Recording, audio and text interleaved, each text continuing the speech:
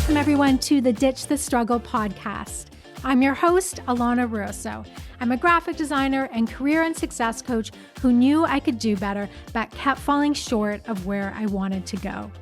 And now, after years of exploring personal and career development, business, money mindset, and energy work, I'm here to tell you that yes, you can move from stuck and defeated to empowered and confident. Ready to dive in? Awesome. Together, let's ditch the struggle.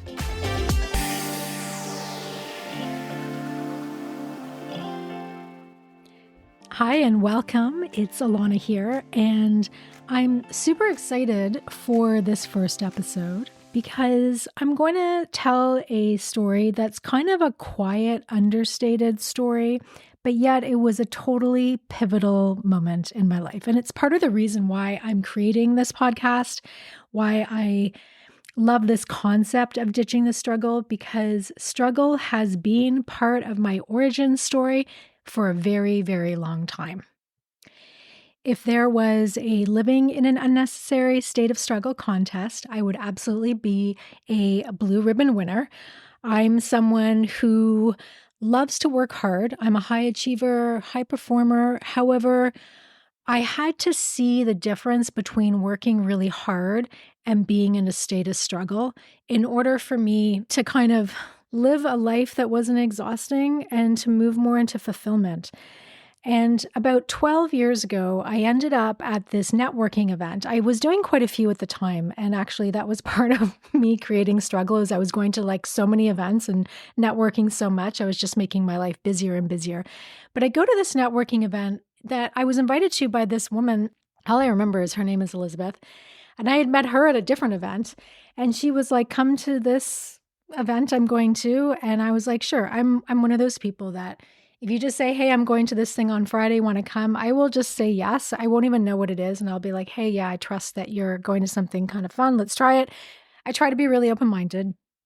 So I go to this event in Toronto, and it's a whole bunch of entrepreneurs. And it was a lot of kind of people just starting their business up. There's like a long table, and there's probably about 12 of us. And it was some kind of community that was being built with all these female entrepreneurs. And I really expected to be inspired and to be motivated and to look around this room and go, wow, like this is just exactly what I need. You know, you just kind of hope that you're going to feel some spark at these events. And instead, I ended up feeling kind of shocked, very deflated, but very enlightened at the same time. It was the strangest thing because, again, it was just this kind of simple event. And what happened was, as people were going around the room introducing themselves, talking about what they did, and were chatting, such lovely women, such smart women, what I noticed was that every single one of these people was absolutely in a state of struggle, was working themselves to the bone, working so hard, and was kind of glamorizing it and almost bragging about it. Everyone was kind of like, this is the way it has to be, and I know it's so hard, but it's so worth it, and I haven't slept in like 6 weeks, and I have this deadline, and I was up till 3 o'clock in the morning, and yeah, I'm barely making any money, but I love it. It's my passion. It's my baby. And I just suddenly looked at all these people and I thought, this is me. Like, these people are a reflection of myself, because I was in this state. I was actually working full time at the time I went to this event. So I was working as a graphic designer. I was also freelancing as a graphic designer. So kind of running my own design business on the side.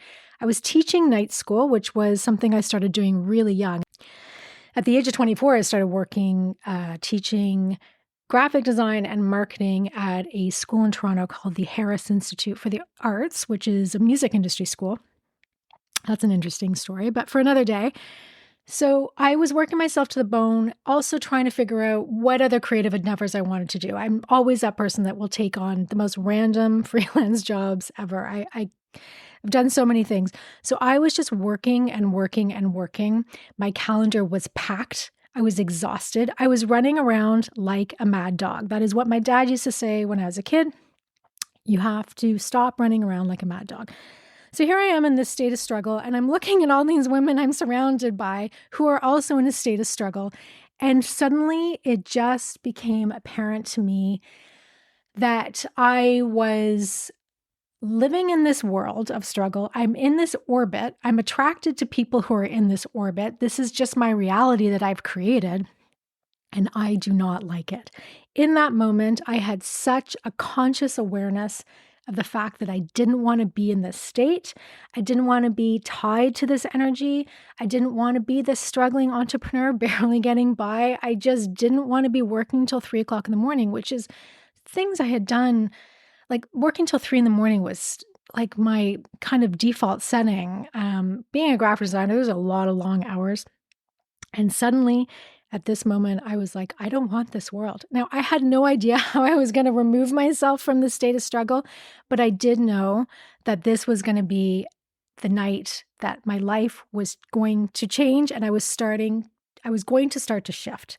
I was going to consciously shift out and away from this state of struggle, even though I knew it would be so hard, so difficult, because this was so familiar to me. Working myself to the bone was my natural state. This is where I was comfortable. This is where I was familiar. This is what I saw growing up. So I had parents come from other countries to Canada to create a life. They struggled and struggled and struggled. My dad came from Italy. My mom came from England. They came separately and they met here. And they had to work extremely hard to make every dollar they made, and things were not easy. It is not easy to come to a new country, especially for my dad, who had to learn a new language, had no English when he came here, and start from scratch. And they built a pretty incredible life for my sister and I, but it also had a lot of pain in it. It was a lot of struggle. And they had a really toxic marriage. So it was what I refer to as that conflict and combat. It was fighting, it was yelling, it was arguing, it was sometimes silent treatment, it was snapping, it was aggression, it was, I don't want to be in the same room as you. And obviously, as a kid, you feel that, you experience it, you don't know exactly what's going on all the time, but you know something's not right. So super stressful.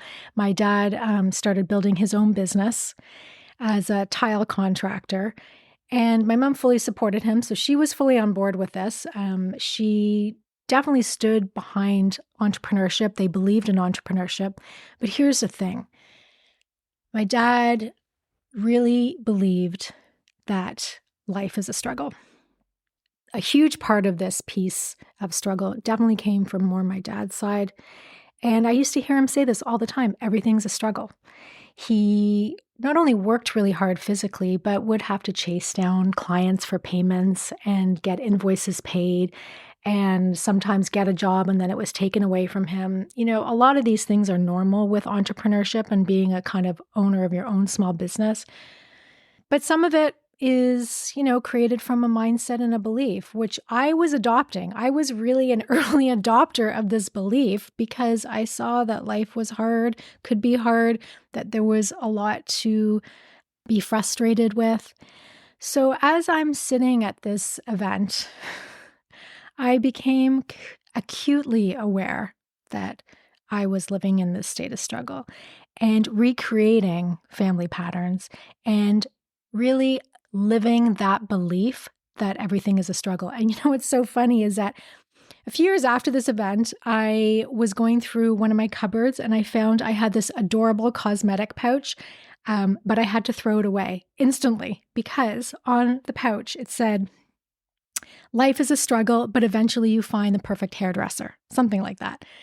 And I was like, I literally have a motto on my cosmetic pouch about struggle. I literally have it written like on this random accessory. And that I had a good laugh about.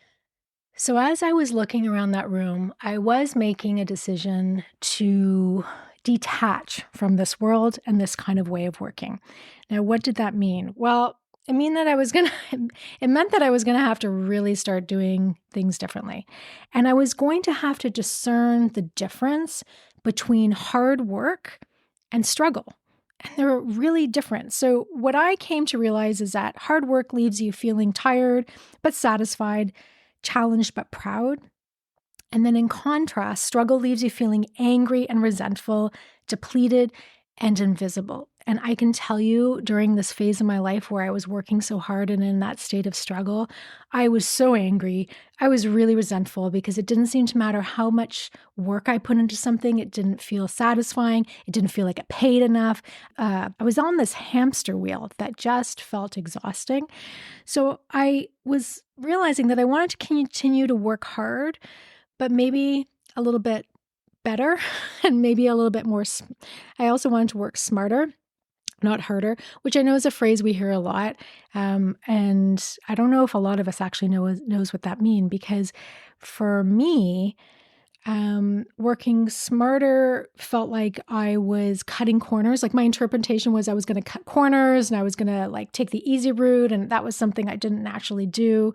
I remember hearing that when they launched box cake mix, originally you just added water to it and threw it in the pan and baked it. And housewives or women that were making the cakes back in the day were not gravitating towards this product because it was actually too easy.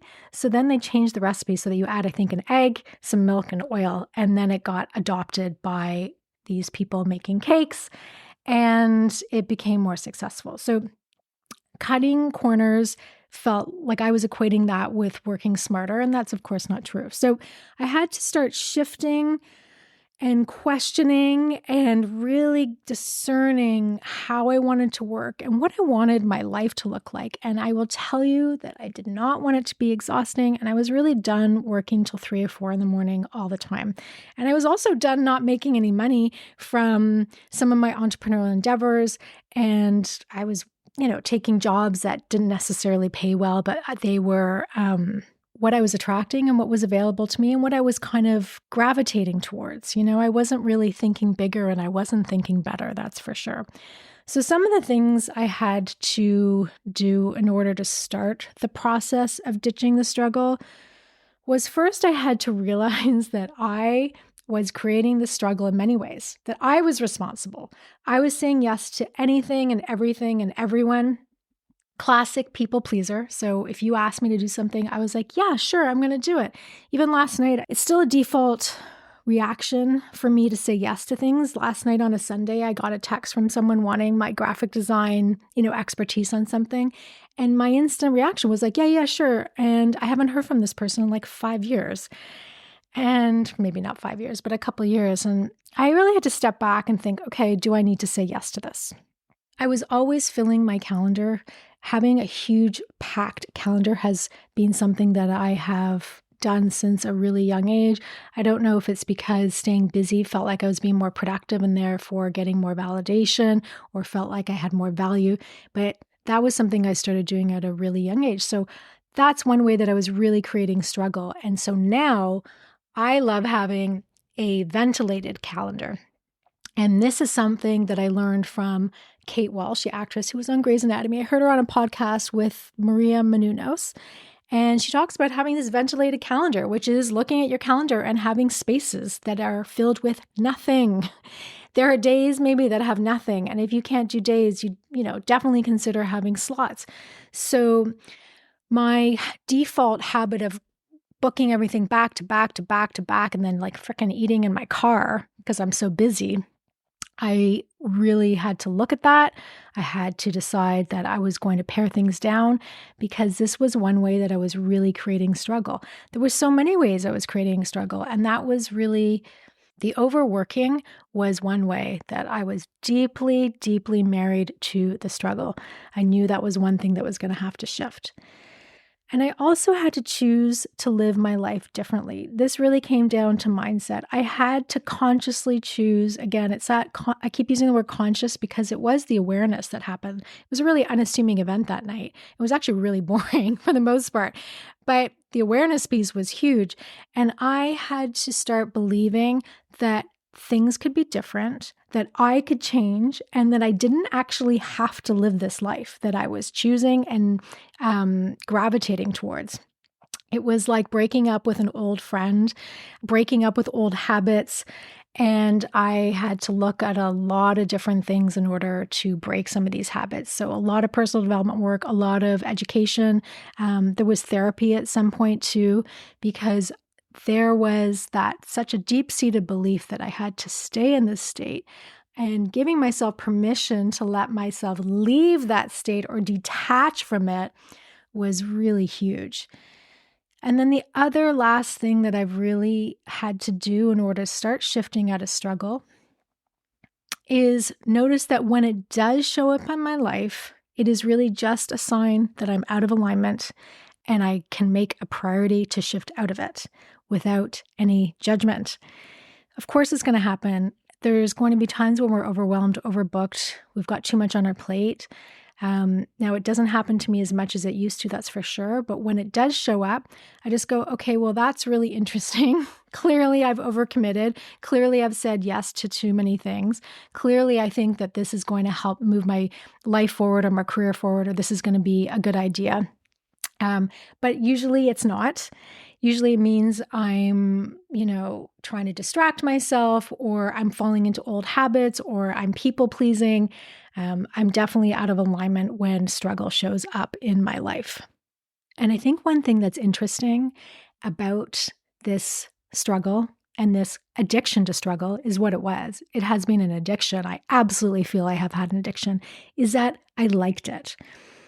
Not just because it was familiar, but because it made me feel like I was working really hard and contributing. I feel like there's a martyr aspect to it. It's like, look at me, I'm working so hard.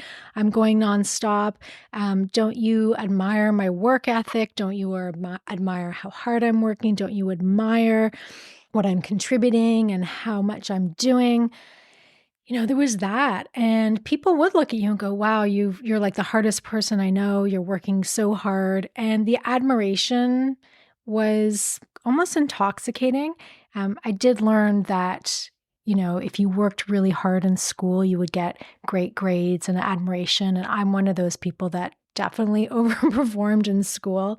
When it came to high school and you could taper down your course load by the time you get to grade 12. I also had to do grade 13 back then. I was like, why would I taper down my course load? I'm going to max it out. I can't even remember how many courses I graduated with, but it was a lot. I maxed everything out, plus doing like all these different activities. So I loved that feeling of working really hard and kind of being in that state of struggle, because I felt like I got admiration from others. I maybe got attention from others. And so detaching from that part of the addiction and that validation from others was really hard. Oh my gosh, it's been really hard.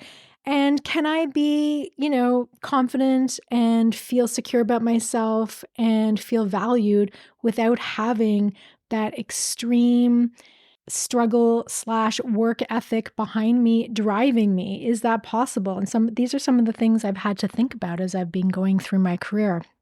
And I'm happy to say that, yes, you can move through that. And I've moved through a lot of it because I no longer tie so much of my value to how hard I'm working. Yes, I want to contribute. Yes, I want to add value. I wouldn't be here if I didn't feel like contribution was super important. Actually, contribution has become one of my top core values. In 2023, it really shifted. I really want to contribute. But that doesn't mean I have to work myself to the bone and get into that state of struggle, right? I can still work hard and I can still contribute, but I don't have to feel depleted and I don't have to feel angry about killing myself for work, right? So suffice to say, this networking event was really key for my personal development. And as I said, it was actually kind of boring and I didn't connect with anyone on a real level. I didn't make any friends that night. I never kept in touch with anyone I met. But it did make me think about things differently. And so I encourage you to start thinking about where in your life you are creating struggle. Like, where are you putting up roadblocks? Where are you creating exhaustion? Where are you overworking where you don't have to? Where are you under-earning? That's a great topic. They're very much connected, under-earning and struggle. I'm going to dive into that topic on upcoming episodes for sure. Where can you start becoming more aware of how you're living your life and see where you can start building in some space? Where can you build in some grace and maybe some self-compassion? Space is one of my core values for sure. It is ridiculously important to me. it is the thing that pulls me out of struggle. It is like the thing that sucks me out of that stressful vortex when I give myself space and time. And that can be physical space, like removing myself from situations, getting out of the house. I can't have a lot of clutter around me because that really stresses me out and feels like I'm in that whirlwind of chaos, which I don't like. I need space from family, friends, all the things. I need a lot of alone time. And when I don't have that, I am definitely pulled quickly into a state of struggle, and it's too much for me. So giving myself space has been really important. And that relates to that ventilated calendar as well that I spoke about earlier. Now, one question that you can simply ask yourself in order to take a step off the struggle bus is, can I be open to doing things differently? Can I be open to doing things differently? It doesn't mean you're going to know what those steps are. It doesn't mean that you are going to know what to do next.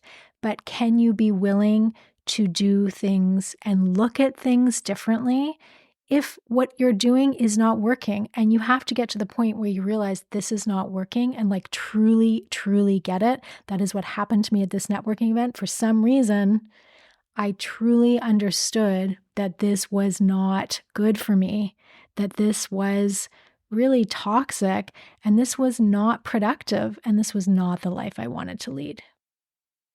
I believe most people are in a state of struggle most of the time.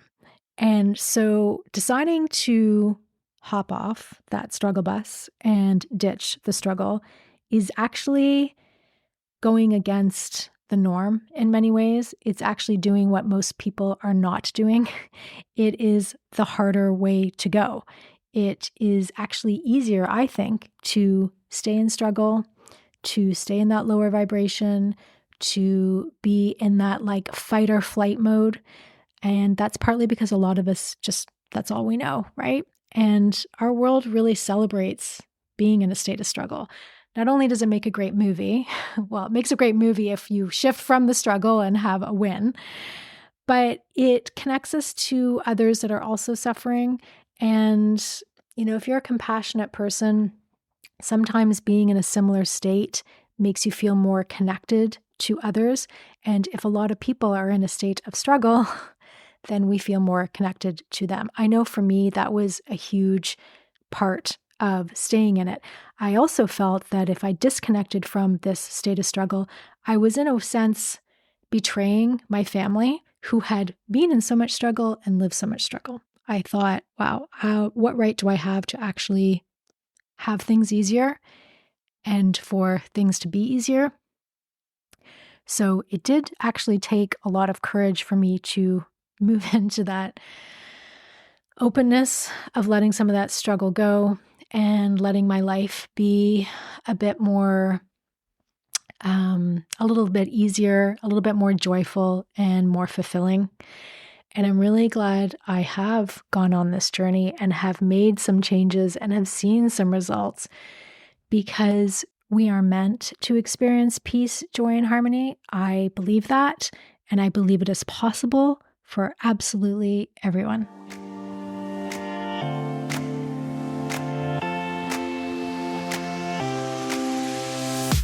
Thank you for joining me today on Ditch the Struggle. You showing up here means so, so much to me. To dig deeper into the topics discussed today and to learn about my work, visit alanarosa.com. And don't forget to download your free resources while you're there. And if this episode resonated with you, please share with others who also want to ditch the struggle. Go ahead and subscribe to the podcast, leave a rating and a review, and let me know what you'd like to see more of on this podcast. And before I go, I want to leave you with my 3 favorite ways to ditch the struggle. Be your own best advocate, take baby steps for the win, and forget about a linear career path. It's overrated and you are doing just fine. See you next time.